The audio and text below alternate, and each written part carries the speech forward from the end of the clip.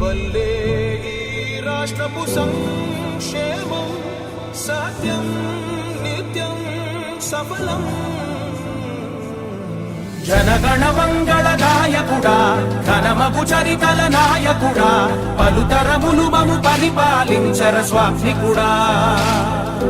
నవయుగ మేధో సైనికుడా, సమయము తెలియని సేవకుడా, యువన వ్యాంధ్రకు ప్రగతిని చూపర సాధకుడా, వైతాళికుడా.